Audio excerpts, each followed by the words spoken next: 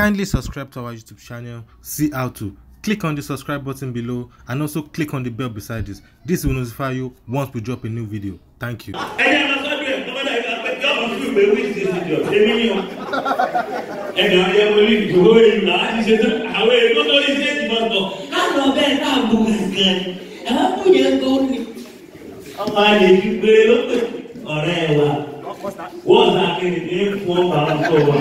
Sorry, I don't know you. You can't know me.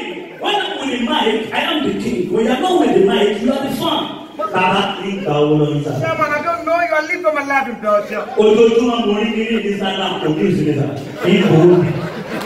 I live all my life in Belgium. Oh, I don't know.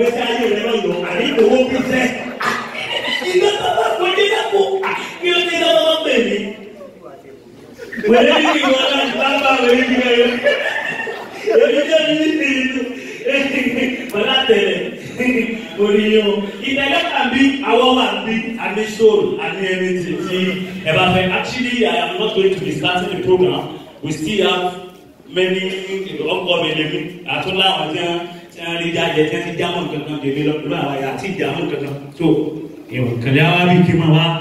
But before I go back to my seat, thank you so much for watching. You want to see more? Click below and subscribe because we drop video every day.